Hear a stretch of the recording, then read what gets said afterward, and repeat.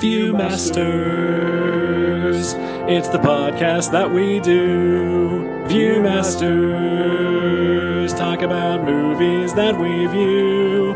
Viewmasters, my friend Eric and me, Joe. Viewmasters, hey, let's start the show. Hello, welcome to Stan's Hedaya, episode 315, Blood Simple. My name is Eric.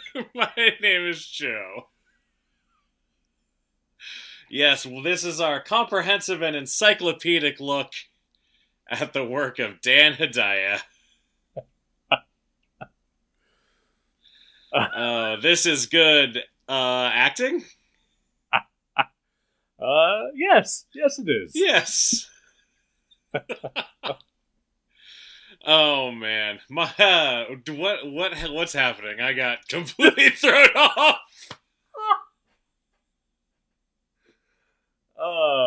We're a podcast called The Viewmasters. What? Oh, okay. I've heard of that one. We've watched a movie. Okay. It is called Blood Simple. Okay, that all checks out. Are we good now? I think we're good. Yes, my name is Okay. Joe. And I'm Eric. Hello, Eric. Hi, Joe. How you doing? I'm doing all right. How are you? I'm okay. Ooh. So this movie. Yes. You said it is available on HBO? Yes. Is that where you watched it? That is where I watched it, yes. Okay, so I own it on Blu-ray. Ooh, fancy. I guess whenever I can, I like to watch, the disc. Sure. To say that I at least used it once, Of course, absolutely.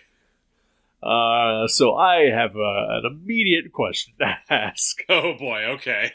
Did your version on HBO start out with an introduction from Mortimer Young? No! The Mortimer Young?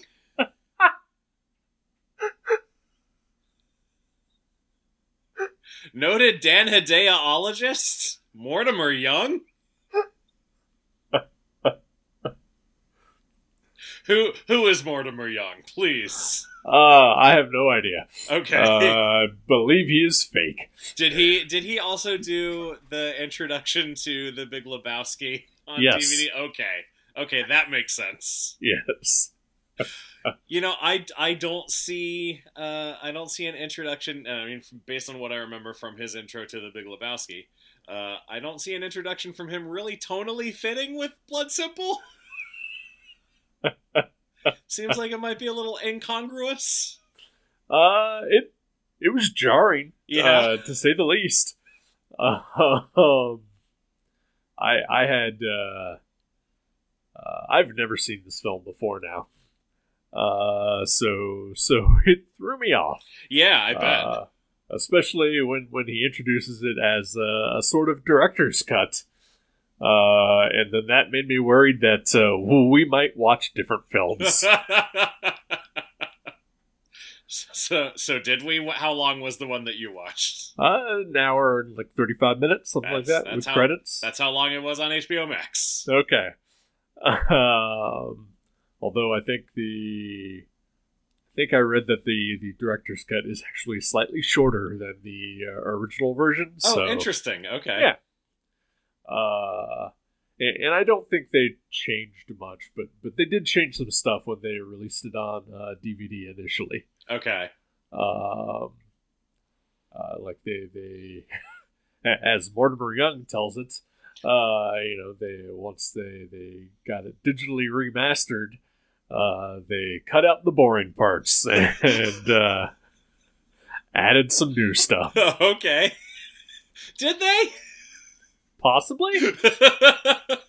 According to the wiki, they did, actually. They tightened up some edits and threw in a couple of new things, I guess. Interesting. Okay.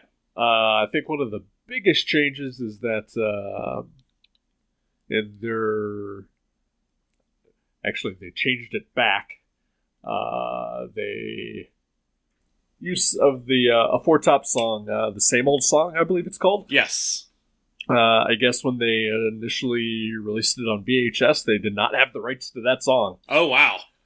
So it got changed, and then when they came out with the DVD in like 1998, the 15-year anniversary of the movie, they got the rights back, so they put it back in. Nice. So, do you know what song they replaced it with on VHS? Not offhand. It was on their wiki page for the movie, but okay. I don't recall it. Because Same Old Song is great.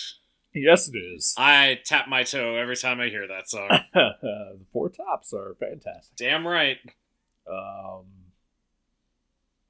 Yeah, so the Blu-ray that I own, I think is just a transfer from the 15th anniversary edition that came out in 98. I know that there's a fancy new Blu-ray out from the Criterion collection that came out a couple years ago. So okay, if you're into that kind of thing, it's there. But and we will get to this later. There's also something very special about the version that I own. So ooh, okay. But yeah, it's the first Coen Brothers movie. Yeah, is why I picked this. I've always wanted to see it. As have I. I think shocking both of us last week. I had never seen it before. Yes, I was very shocked. Like I said, I know that there is a Chinese remake adaptation of it that I have seen that I do not remember in the slightest. I believe it's called A Woman, a Gun, and a Noodle Shop or something like that. Oh, okay. I feel like I've heard of that. Yeah. We did watch it on Gutter Trash, so go listen to what I thought about it 10 years ago or whenever the hell that was. That's probably why I've heard of it. So this was an almost entirely new experience for me. Other than, I know that, like, I've seen on like those sort of 100 scariest moments in movie clip show type things. Like they've shown some clips from Blood Simple on those, so I've seen that. Oh wow, okay. Particularly the scene where Emmett Walsh stalks the young lovers in their house. Gotcha. I can see that. Yeah. As a tense sequence. Yeah, it is, actually. So yeah, I didn't fully know what to expect, and turns out it's pretty good. Yeah, I want to read you the HBO Max description of this movie. Ooh. And then tell you what I thought it was going to be. So it's a 2-sentence description. An owner of a seedy small-town Texas bar discovers one of his employees is having an affair with his wife. Okay, normal. Okay. All right. A chaotic chain of misunderstandings, lies, and mischief ensues after he devises a plot to have them murdered. The use of the word mischief in that sentence kind of led me to believe that this movie might be funny. Uh-huh. Or at least occasionally whimsical. And it is not. I do think it's funny. I guess that there are a couple parts that are kind of funny. Yeah. Whimsical, though, yeah. That is definitely something it is not. And yeah, mischief is a very distinct word to use to describe the happenings of this movie. You know who I think of when I see the word mischief?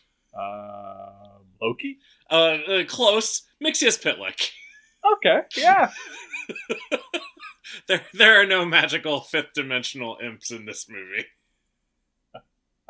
A lot of misunderstandings and lies, though, totally in abundance in this movie. For sure, and I would say some misunderstandings on my part. Yeah, oh no. All right, let's get into it. What did you not understand? So we are going to spoil this almost 40-year-old movie at this point. I think that's fine. Um, the scene when Ray goes to the bar to steal his money, I guess, is what he's trying to do. And after Dan Hedaya has been killed and his body left in the office, Ray walks in, there's a gunshot, and the gun flies across the floor. And I had to rewind it 10 times easily to figure out what the hell happened, and I still couldn't figure out what the hell happened until I read the wiki. Okay, so yeah, what did he I assumed he like kicked the gun or something and it went off? He steps on it, yeah. Okay. Yeah, that was weird. Uh-huh. That was very strange. And then, I guess from that point on, my confusion was more of the nature of, why are you doing this?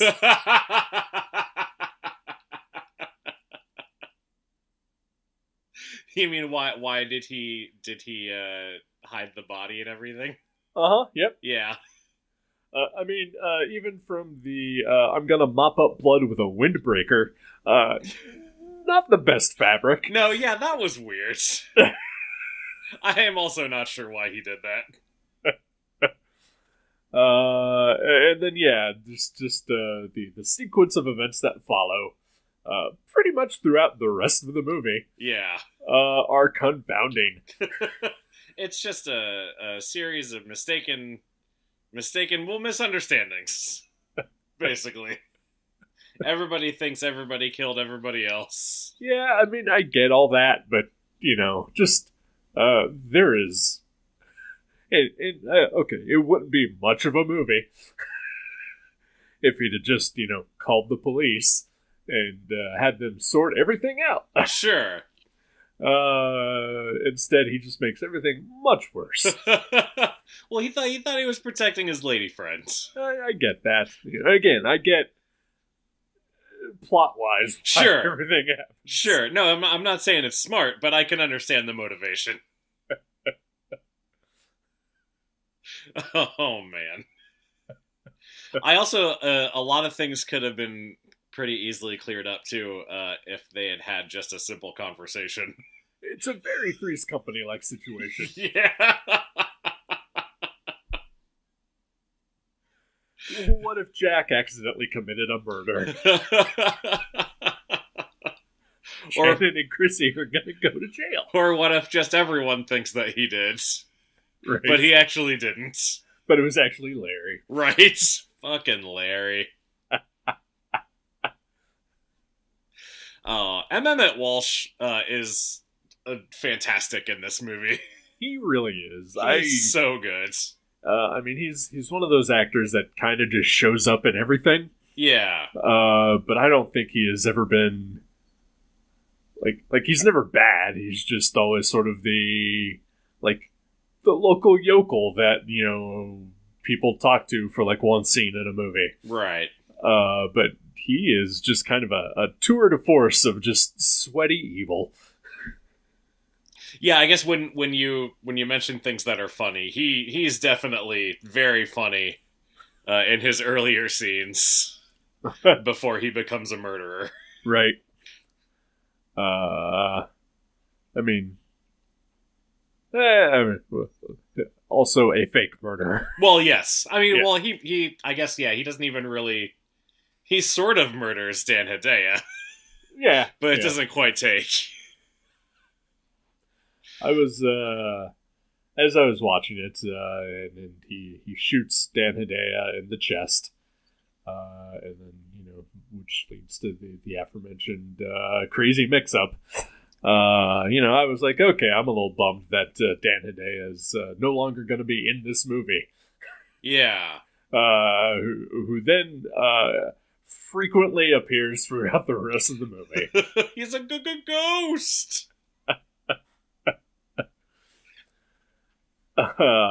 As we mentioned during the Clueless episode, I do love me some Dan Hedaya when he shows up and stuff. And much like M. Emmett Walsh, I don't think he has ever been better than he is in this movie. Yeah, no, he's spectacular in this movie. Everybody's great.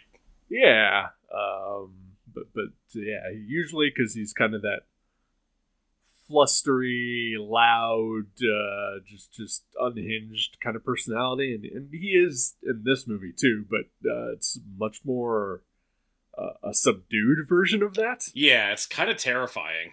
It super is. And also his hair is a little tamer in this one than most. Sure. It was 1984, 1983, whatever. Except for, the one shirtless picture that they show a couple times. Right.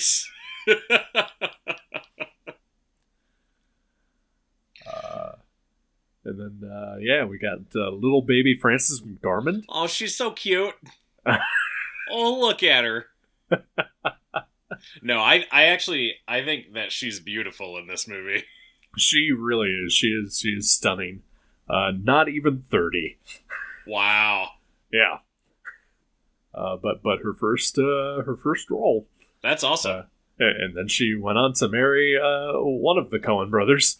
Yeah, I was curious if they met here or if they were already together and then she is in the movie because they were together. I think they met before. Because there's actually a little indie Hollywood legend that I don't know if both of the Coen brothers lived in this house, but it was one of them, whoever married her. Sam Raimi and Holly Hunter all lived together in a house. Oh, wow. And because the Coens, one of them, let's say Joel. Okay.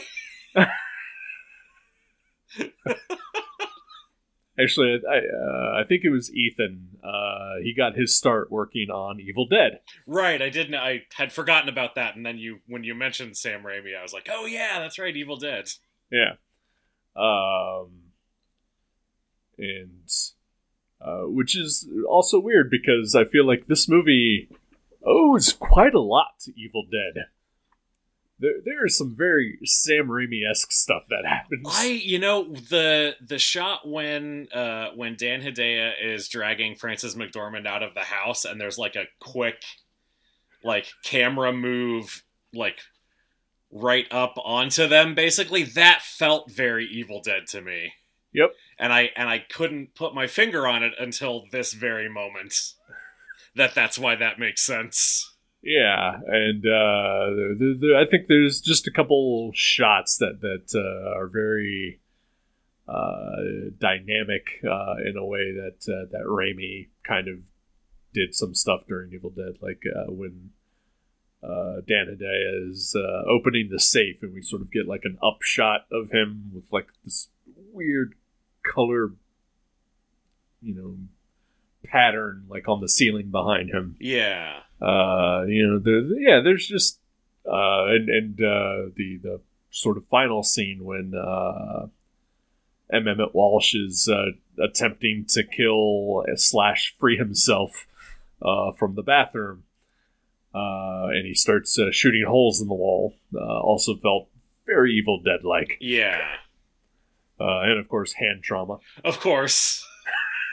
Oh, I hated that so much. Yep. Oh, and I was like, what the fuck's he gonna do now? He's just gonna die there. Or it's gonna be really, really bad.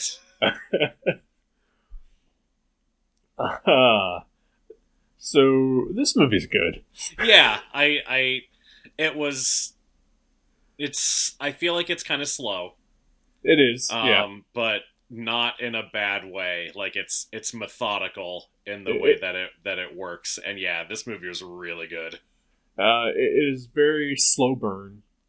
And yet,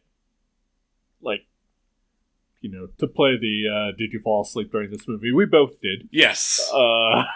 As previously discussed. But we're tired, boys. Yeah. I had a big dinner. Yeah. But when I made my second attempt at watching it, it was like I breezed through it, because it is relatively short, as we talked about, and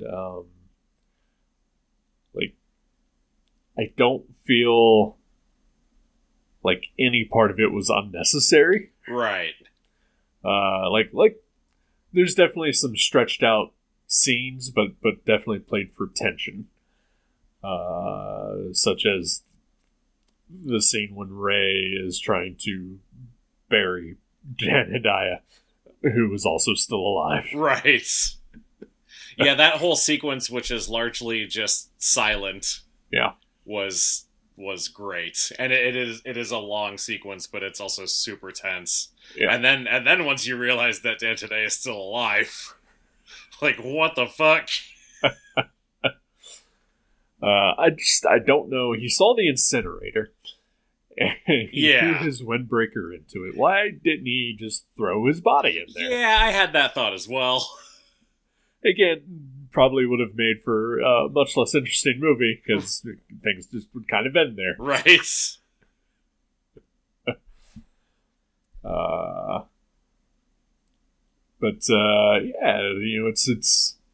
it's definitely not my favorite Coen Brothers movie. It's not the best one that I've seen, but boy, it's a great first start, right? Absolutely, yeah. Yeah, and thinking now about the Evil Dead connection, I sort of feel like this. I don't know what their next movie after this was, but I feel like you can definitely see, like we've said, elements of Sam Raimi Evil Dead stuff, but also elements of their own style, and definitely in the writing. Yeah, see a lot of that there. So it's interesting just to see it as sort of a bridge to the rest of their work.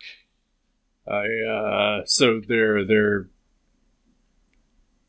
technical next movie after this was Crime Wave, which they wrote with Sam Raimi and he directed. Oh, okay. Which is kind of a spectacular failure. Okay, interesting. Like it is. It's never boring, but it's not good. Okay. It's like a wacky crime comedy kind of thing. Interesting. Yeah, it's worth watching as sort of a relic of, here are these two sets of filmmakers, still trying to figure out what they're doing. Yeah. But the next movie that they make after this, I believe, is Raising Arizona. Oh, wow. Oh, my God. Okay. Wow. Yeah. So, as good as this is, they stepped it up. Right. A little bit. Just a little bit. Add a Nicolas Cage and you know you're going to get good stuff. It's true.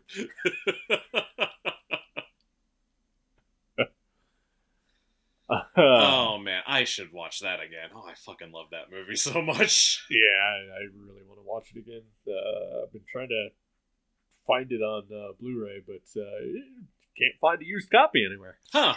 Yeah. All right, I'll keep an eye out. All right.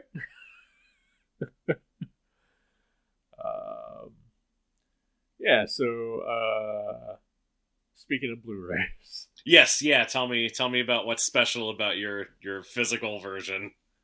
So again, aside from the introduction by Mortimer Young of Forever Young Films. Of course. Tonally inconsistent with this movie. Well, hold on to your pants. Oh, okay. So the only special feature on the Blu-ray is a commentary track. So I watched the film yesterday, and then today I thought, I had time because you hadn't started it yet. I'll watch it again, but with the commentary, I'd be interested, right? Sure, absolutely. From the jump, I knew immediately. The commentary is one of the driest, funniest things I've ever heard in my entire life. Who is involved in the commentary? It is one person, a British gentleman by the name of Kenneth Loring, who is the artistic director of Forever Young Films. Of course.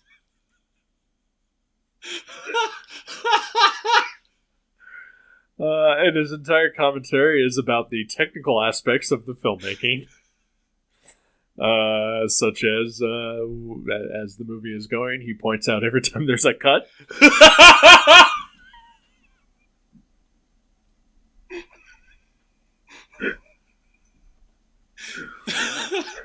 Okay.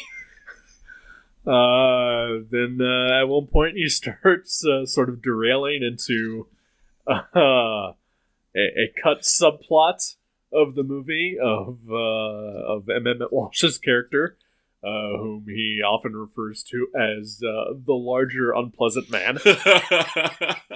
Not wrong. And eventually gives him a Bulgarian name, and an entire subplot of how he flies home to Bulgaria and realizes that he's left his father's lighter at the crime scene and has to fly back. I can't believe they cut that. It was all the fault of Alistair Butts. Okay. Who butchered this movie. Oh my god. Of which he then goes into a very long story about his rivalry with Alistair Butts. So I have a really important question to ask you. Yes. Can I borrow this DVD? Yes. Excellent. Thank you. Oh my god. Again, tonally inconsistent with the movie. But I fucking love it. Inconsistent with the movie, consistent with the Coen brothers. So. Absolutely, yeah. Yeah, I guess so. Is the movie inconsistent with them? Yeah, it's their first try. Yeah. Yeah, they're still figuring it out. And that goes to, like a lot of people when they talk about the Coen brothers, they sort of talk about Coen brother characters. Yeah. And this movie does not really have that. If anything, I'd say Maurice is like the closest that comes to what we consider a Coen brothers character. Yeah.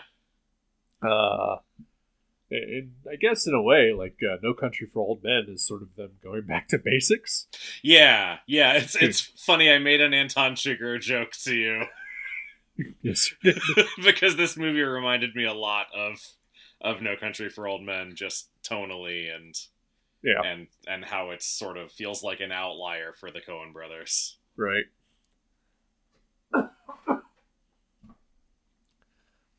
But there's not really, like I said, other than my aforementioned confusion about the gunshot scene. There's nothing really negative I can say about this movie. Yeah.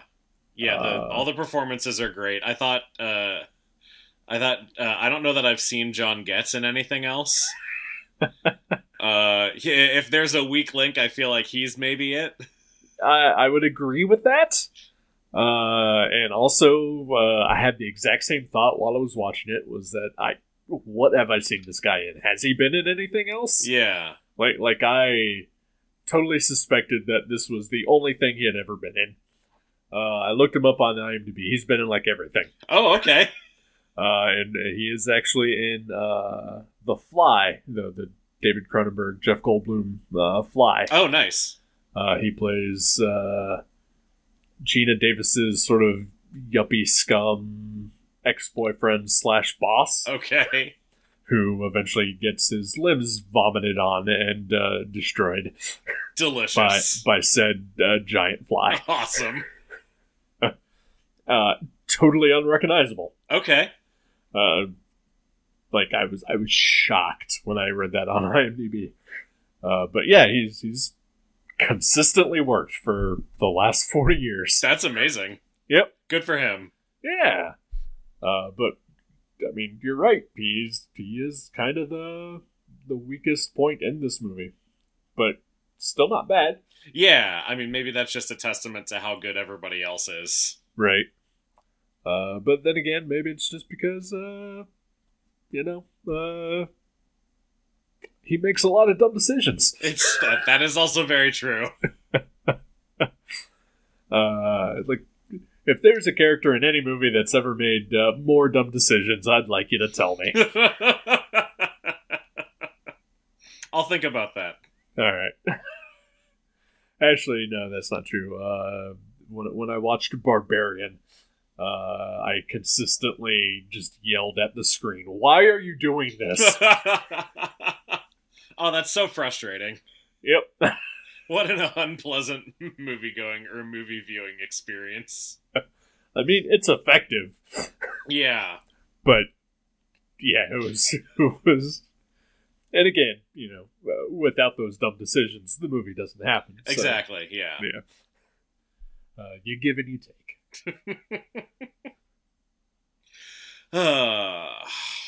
Yeah. I am glad that we watched this movie. I really liked it, and I'm glad to have seen it now. I am as well. And glad to have knocked another notch in my massive collection of DVDs and Blu-rays. There you go. That I mostly ignore. I've mentioned before, my girlfriend and I have a list of movies that we're forcing each other to watch. And I was delighted to find that the last couple of movies that I've been able to pick were not streaming anywhere. So I was able to watch the Blu-ray. That's awesome. That is a really nice feeling. Yeah. Although, on the other hand, most of the time I will just sort of be sitting in my chair and wondering if something is streaming so I don't have to get up. Of course. It swings both ways. It is an eternal struggle. Yep. Between physical media and laziness.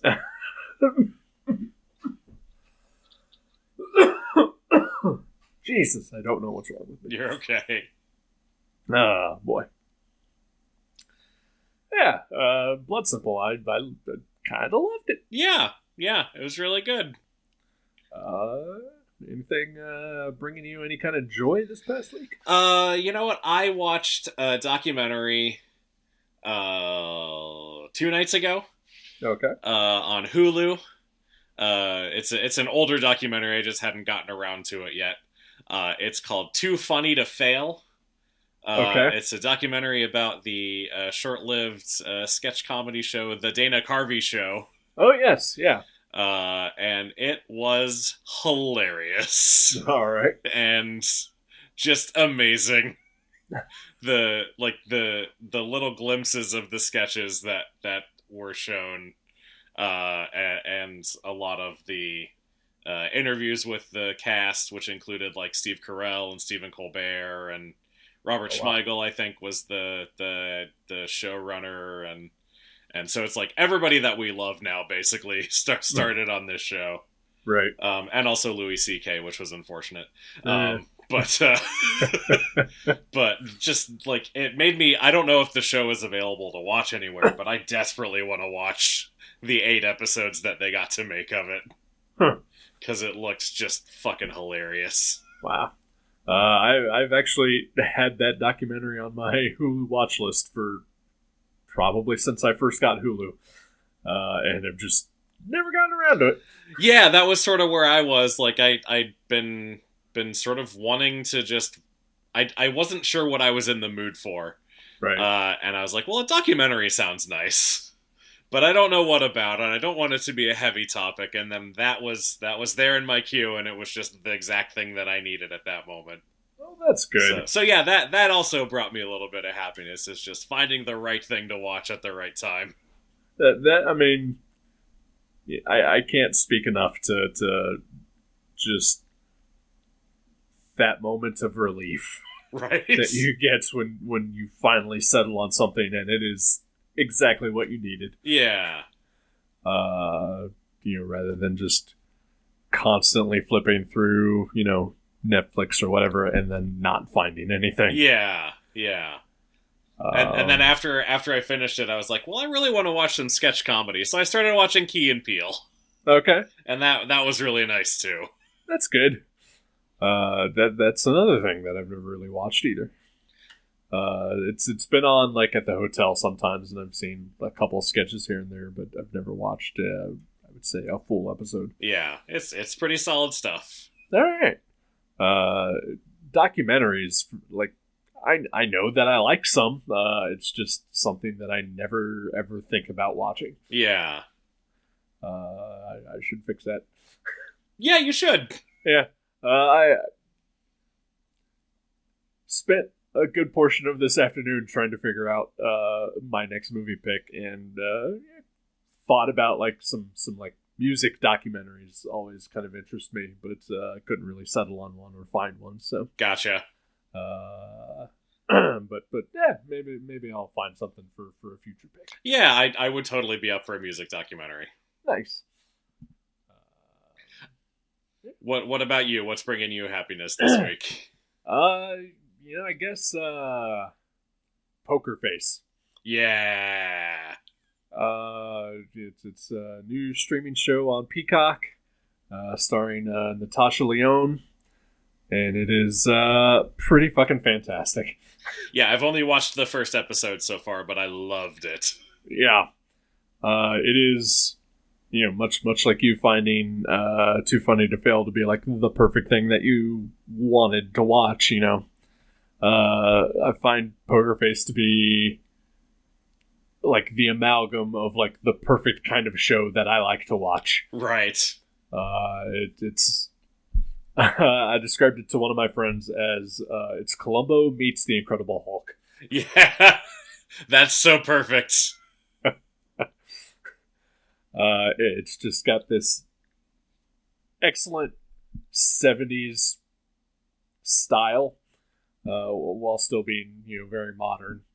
But it is pretty much the setup of a Columbo episode, where Natasha Lyonne plays a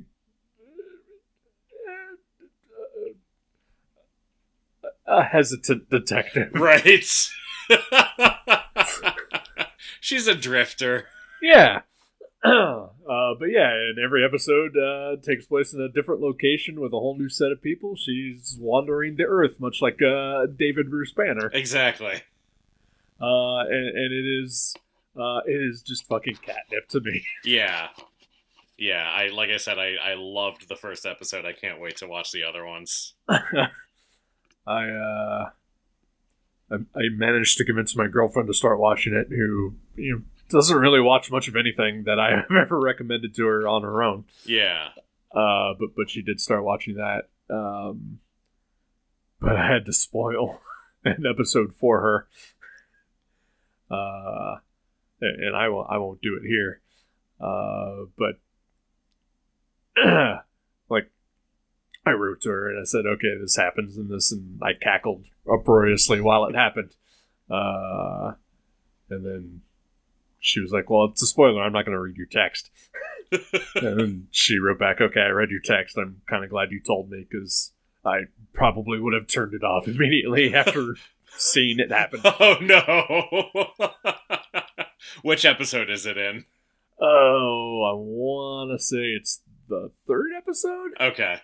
Yeah. Okay, I'll steel myself for whatever that is. All right. But I'm sure if it made you cackle, it'll probably make me cackle too. We'll see. Oh no, okay. God damn it. But yeah, no. So that is probably the thing that is bringing me the most joy in the last couple weeks or so. That's excellent. So do you have a movie in mind for next week? I do. I feel like I'm settling on this one. Aw. But it's a movie that I just haven't gotten around to watching yet. It is relatively new. You've probably already seen it. Okay. Feel free to veto. Okay. if so needed. But I have not seen Wakanda Forever, and I think picking it for the show would give me the right excuse to watch it. All right. I will totally watch that with you. I have seen it, Okay. but I would like to watch it again. So, Okay. Absolutely. Yeah, it is freshly on Disney Plus, I believe. Yeah, I think as of maybe last week. Yeah. So yeah, it's gosh, I think it's the first Marvel movie I missed in theaters. Wow. I mean, I guess other than Black Widow, just because I wasn't gonna go to a fucking theater at that point in time. Absolutely. No, I also missed Shang-Chi, but I feel also that maybe that was a similar situation. Yeah, it was so relatively early in the pandemic. Yeah. Maybe vaccines hadn't happened yet before either of those. But, yeah, I know for sure not before Black Widow. I can't remember because I did see Shang-Chi in the theater. Right. I can't remember if I was vaccinated at that point or not. I know I was masked and I went like in the middle of the day on a Tuesday, so there were maybe 3 or 4 other people in the theater and that was it. Right. And that was wonderful. Let's do that again, everybody. Sure. Oh yeah, that reminds me. I did finally see Megan. Oh yay! And I think we were the only people in the theater. Nice. Hard to tell when you have to sit in the handicap row. Yeah. Because everyone else is behind you. Right. But I feel like we were the only people there. What did you think of Megan? I fucking loved it. Right. Okay. Thank God. I just from like the first 30 seconds of that movie, I was cackling. It was so good. Yep. I'm so excited to buy that when it's on Blu-ray. I feel like that's a movie that I'll just watch over and over again. It's fantastic. Yeah, and I think my girlfriend enjoyed it. Okay. She gets very jumpy at horror movies. Okay. And honestly, that adds to my enjoyment. Yeah. I totally get that. But it was weird because she and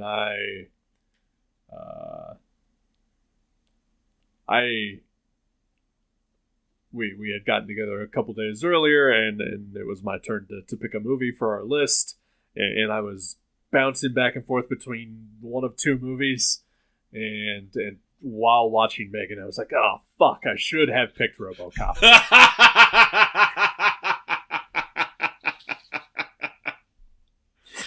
I see how you got there. Yep. Definitely. Well, I'm glad you got to see Megan finally.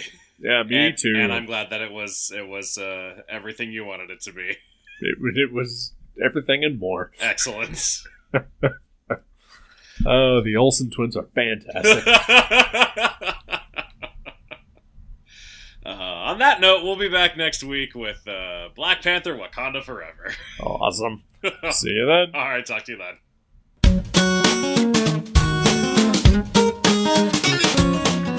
Thank you for listening to The Viewmasters. You can subscribe to the show directly at view.guttertrash.net or at iTunes and leave us a review. Visit view.guttertrash.net for email information and links to Facebook and Twitter. We'll see you next time on The Viewmasters.